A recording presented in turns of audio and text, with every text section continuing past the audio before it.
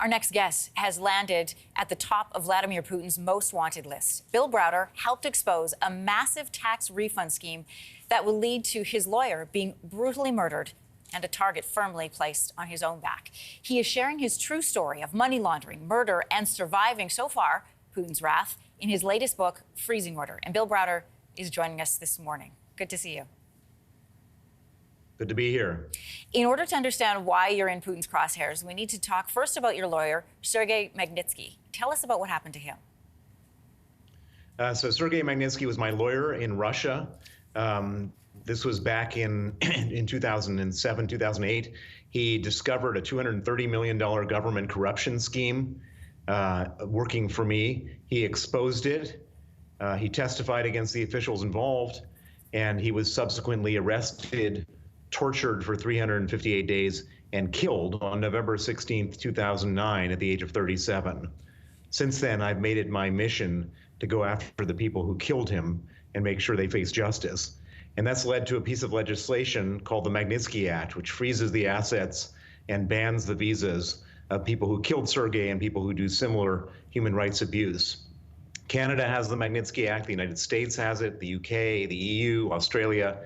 It now exists in 34 countries, and it is the basis for which, it's the template for which all the oligarchs in Russia and the corrupt officials are now being sanctioned for their involvement in the Ukraine war. And so I would have never imagined that one man's murder would lead to the policy that's now being the main tool to go after Putin and his cronies.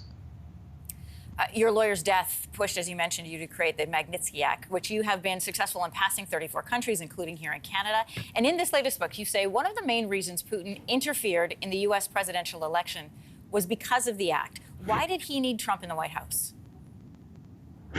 Well, what he's been always worried about is people going after him and his money.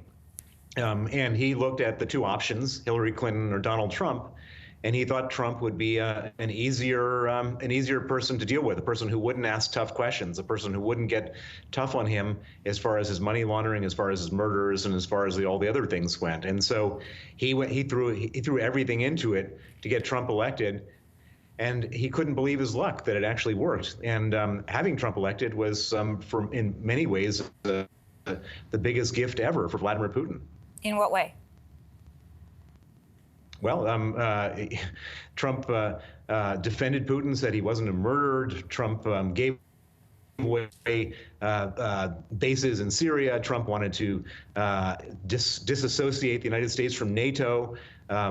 Trump invited Sergey Lavrov into the West Wing and shared secret intelligence with him.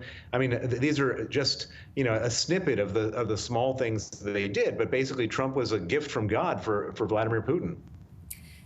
This story is an incredible story, and an element of it that people may not be as familiar with, especially here in Canada, is that you have a connection to our Deputy Prime Minister and Finance Minister, Chrystia Freeland.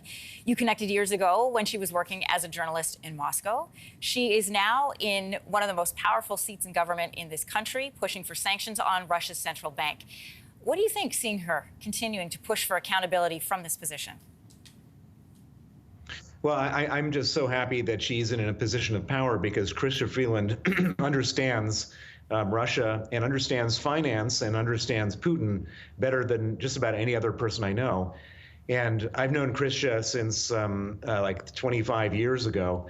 And I've watched her develop into one of the most sort of upright, morally strong politicians anywhere in the world. And she's had a big impact, not just as far as Canada is concerned, but as far as the entire Western alliance is concerned when it comes to countering Putin in Ukraine. It was Chrystia's idea to freeze the assets of the Central Bank of Russia that are held in the West.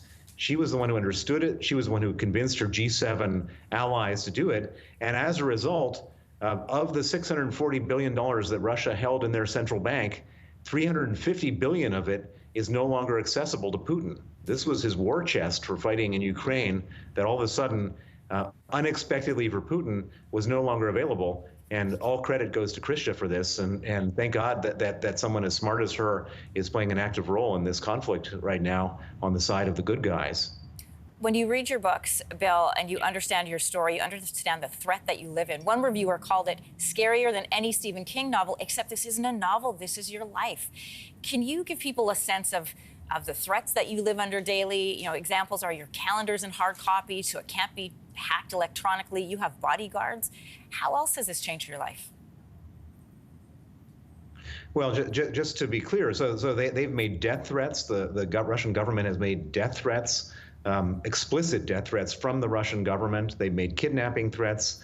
They've issued 8 Interpol arrest warrants to have me arrested. I was arrested in Madrid, Spain in 2018, in Geneva airport.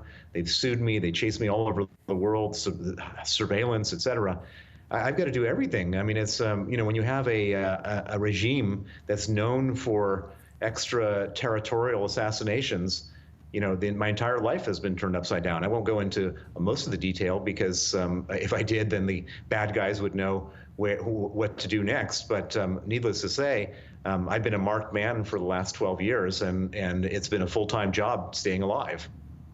We're glad to be able to speak with you today. Bill Browder, the name of his latest book is Freezing Order. Thanks for being with us. Thank you.